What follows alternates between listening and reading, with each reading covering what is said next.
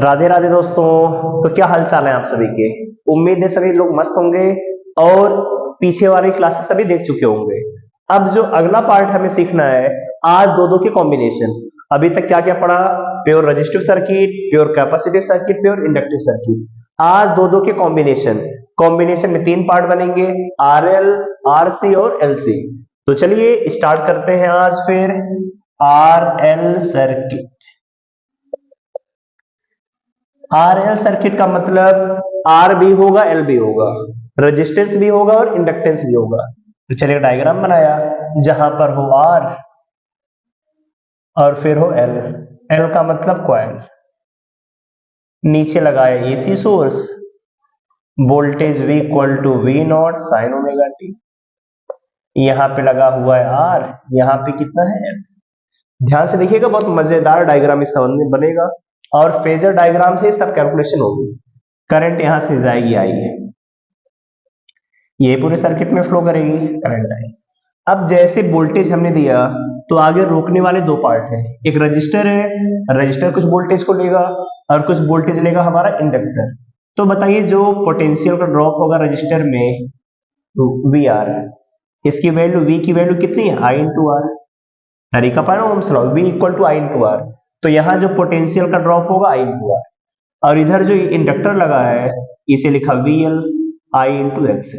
इसे क्यों सीख रहे हैं? क्योंकि बहुत बार एग्जाम में सीबीएसई में पूछा हुआ है कि find the potential drop across circuit element. तो आर एल में दो एलिमेंट है, आर और एल। तो आर में कितना ड्रॉप होगा आई आर, और एल में आई इंटू एक्सएल। तो चलिए पहले सर्किट के बारे में नोट कर लेते हैं। Let us consider N RL circuit connected to an AC source V equal to V naught sin omega t। अब क्या क्या पता है? रेजिस्टेंस की वैल्यू R है, इंडक्टेंस की वैल्यू L। हमें निकालना क्या है? We have to find the current in the circuit। हमें करंट निकालना है सर्किट में, along with सर्किट में कितना resistance, along with total resistance.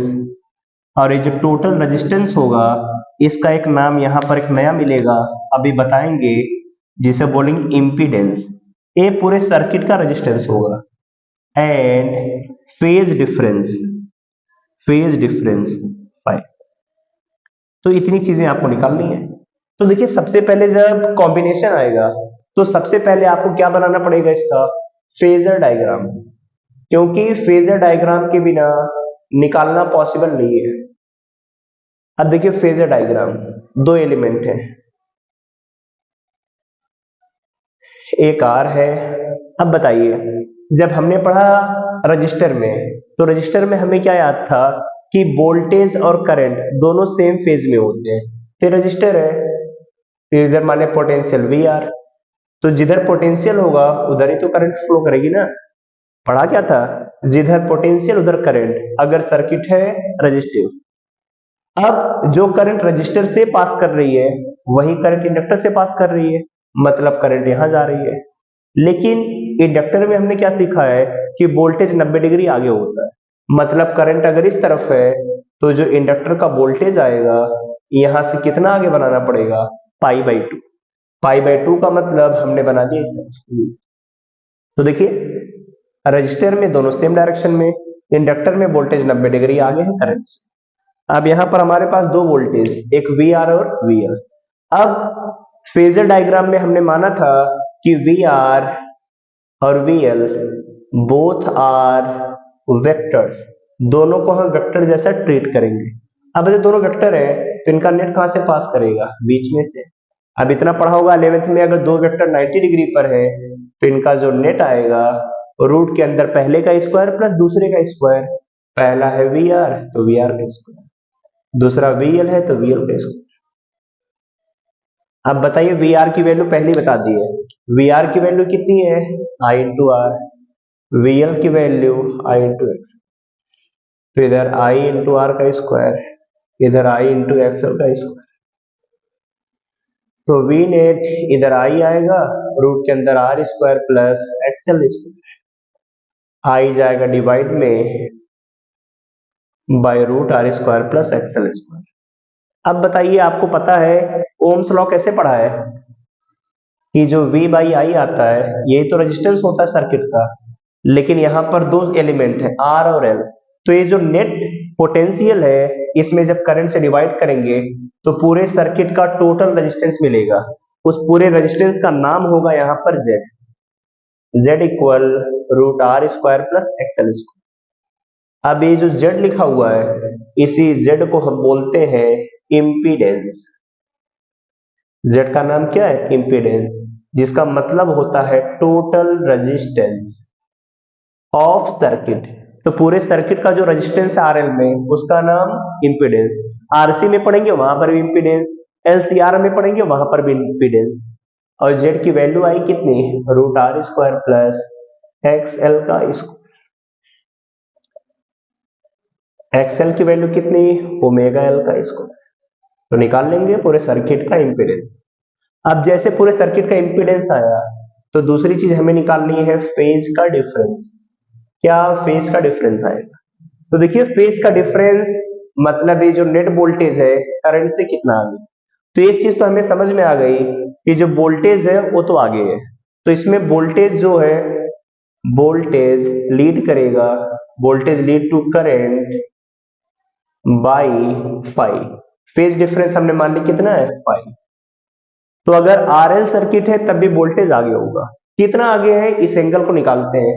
तो चलिए देखिए, अगर इससे हम परपेंडिकुलर ड्रॉ करके ट्राइंगल बनाए तो tan फाई की वैल्यू क्या आएगी? देखिए डायग्राम में tan थीटा, ये राइट एंगल ट्राइंगल है 90, तो tan theta perpendicular by base. Perpendicular कितना है? जो सामने वाला, तो VL, और बेस कितना है? VR, जो यहां से यहां तक का। VL की वैल्यू आई एक्सएल और VR I into R. I से आई खत्म, एक्सएल की वैल्यू ओमेगा इंटू एल, नीचे आर। तो जो फेज डिफरेंस आएगा that is omega L by R. अब यहां से अगर फाई निकाल लें तो tan inverse omega L by R. तो क्या समझ में आया कि अगर सर्किट हमारे पास प्योर इधर आरएल सर्किट है तो जो फेज डिफरेंस आएगा tan inverse omega L by R. Clear है सभी को? जल्दी से नोट करिए, फिर आते हैं इसके क्वेश्चन पे। याद करने के लिए क्या क्या है? वोल्टेज अगर इतना है तो वोल्टेज ड्रॉप रजिस्टर में आई इंटू आर, इंडक्टर में आई इंटू एक्सएल, सर्किट का impedance root R square plus XL square. कैसे डेराइव करेंगे एग्जाम में पूछा जाता है। फेज डिफरेंस कितना आएगा? tan phi equal to omega L by. इतना पार्ट प्रिपेयर है तो इसका हर एक क्वेश्चन आप कर लेंगे। जल्दी नोट करिए सभी।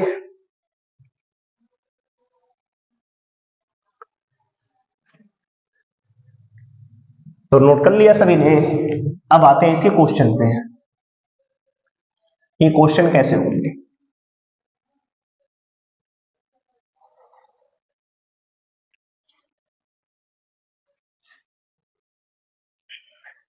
अब चलिए क्वेश्चन के लिए हम यूज करते हैं अपनी सीट में क्वेश्चन हमने कर लिए थे 12 तक।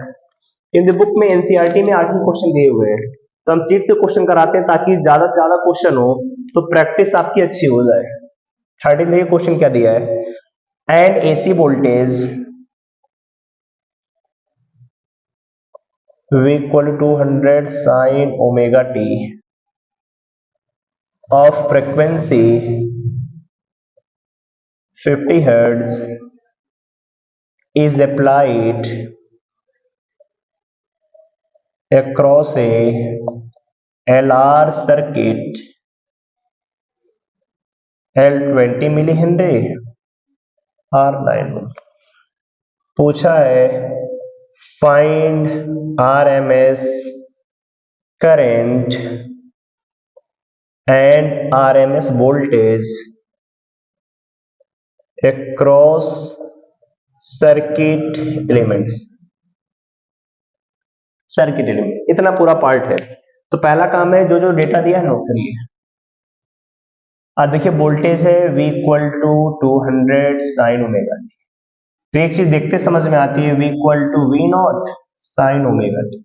तो जो पीक वैल्यू है ये है 200 वोल्ट, फ्रिक्वेंसी दी है 50 हर्ट्ज,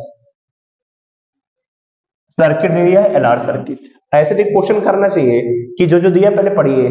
फिर एल की वैल्यू है 20 मिली हेनरी, तो मिली हेनरी को लिखेंगे 20 10 की पावर -3। फिर आर की वैल्यू 9 ओम दिया है।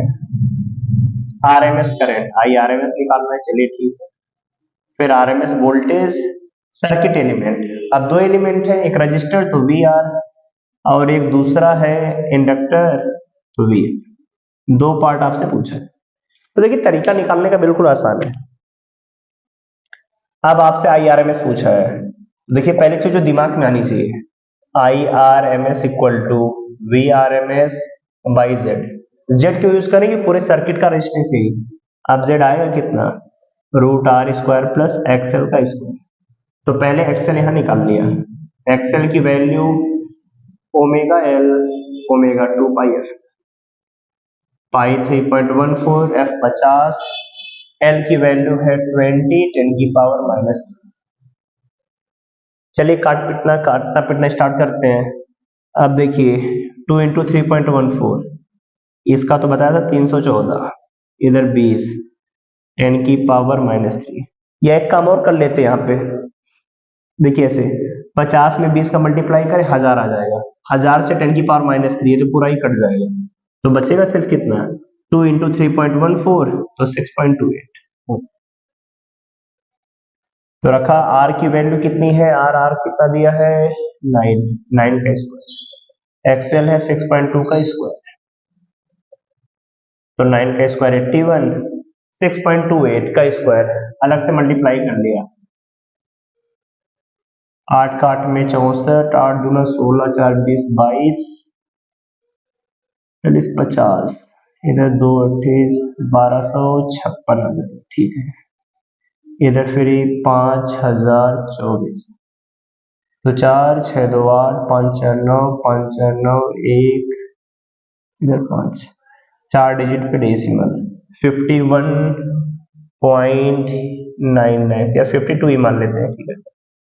2 1 3 8 5 13, देख लीजिए बस सभी कैलकुलेशन सही है ना। 6.28 8 50 85 बचेगा, 1256, हाँ वही लगभग आ जाएगी वैल्यू 52। अब इसका स्क्वायर रूट निकालते हैं, क्या वैल्यू आ जाएगी। अब देखिए 11 का स्क्वायर निकालते हैं तो 121, 12 का 144 आता है, उसी की 20 में वैल्यू आ रही है, या निकाल लें 133 का, 3 3 9, पर दो पेयर बनाते हैं ना, पेयर 1 का 1, 0 आ गया 3 3 1 1 2, 2 से लेगा एक बार में जाएगा 21, तो बचेगा 12, फिर डेसिमल 2 0 बढ़ाया फिर 1 22, अब जाएगा 5 बार, तो 11.5 के आसपास वैल्यू आ गई। अब जैसे हमारे पास है तो आई आर एम एस कितना, वी आर एम एस कितना दिया है, अब वोल्टेज हमें पता है वी नॉट, अब वी आर एम एस की वैल्यू आती है, देखिए V R M S by Z, V R M S की वैल्यू सीखा था 0.707 वी नॉट, तो 707 वी नॉट कितना है 200, तो 2 का मल्टीप्लाई 141.4, और z की वैल्यू 11.5, डेसिमल से डेसिमल हटा दिया, 115 से डिवाइड करने इसमें 1414, एक बार जाएगा 115, लगभग 2 बार फिर जाएगा 230, 4 3, फिर डेसिमल लाकर 0, फिर 3 बार लगभग चला जाएगा, तो जो I R M S current आ जाएगी 12.3 एम्पियर, ये हमारे पास आई आर एम। तो इस तरीके से एग्जाम में कैलकुलेशन आपको करना पड़ेगा, ये मस्ट है आपको करना। फिर पूछा है वोल्टेज ड्रॉप वी आर, तो वी आर कितना I R M S into R, 12.3 into R की वैल्यू कितनी है 9, तो 9 3 27, 18 2 20, तो वैल्यू आ जाएगी इतने वोल्ट, और निकालना है जैसे VL तो IRMS into XL, IRMS 12.3, XL की वैल्यू 6.28, तो मल्टीप्लाई कर लेंगे अलग से, तो वैल्यू आ जाएगी VL की जो डायग्राइस में दिया है 14, कौन सा क्वेश्चन है 13 में लगभग आ रही है वैल्यू 80.9, 12×6 = 72, हाँ मल्टीप्लाई लगा जाए, तो हमारे पास VR और VL आ गए। तरीका समझ में आया? इसके देखिए जो सर्किट जैसे जैसे बड़े होंगे कैलकुलेशन आपको थोड़ी ज्यादा करनी पड़ेगी। समझ में आ गया? एक क्वेश्चन और आपको देते हैं, इसे आप घर से प्रैक्टिस करके लेकर आएंगे कि कैसे हमें सॉल्व करना है। तो चलिए जल्दी कॉपी करिए इसे। हो गया कॉपी? स्क्रीनशॉट लीजिए, फिर आगे बढ़ते हैं।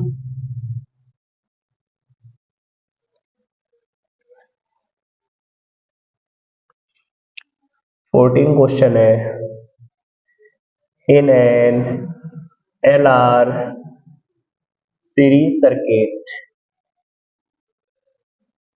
a voltage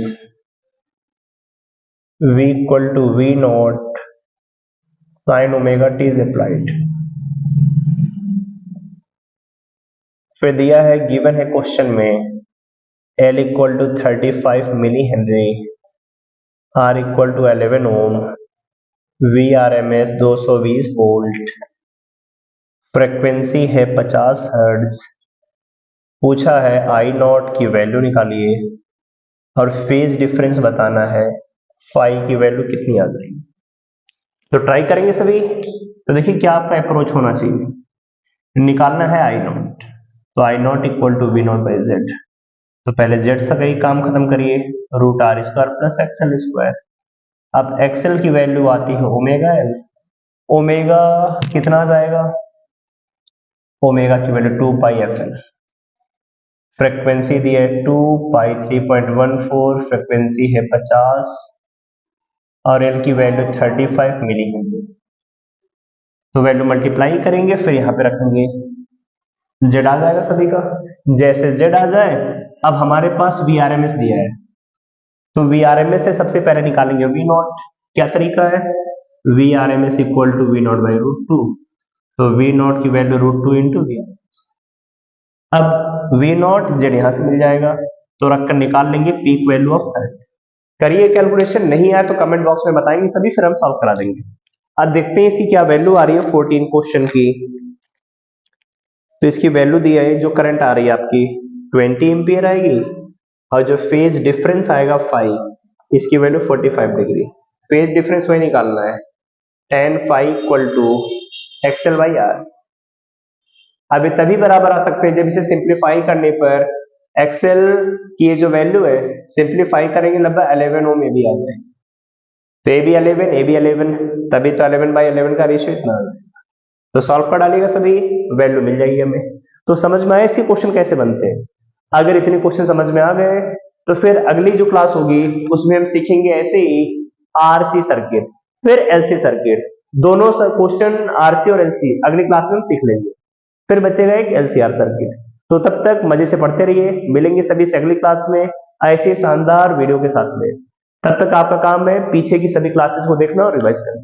ठीक है, चलिए मिलते हैं नेक्स्ट क्लास में, तब तक के लिए बाय बाय।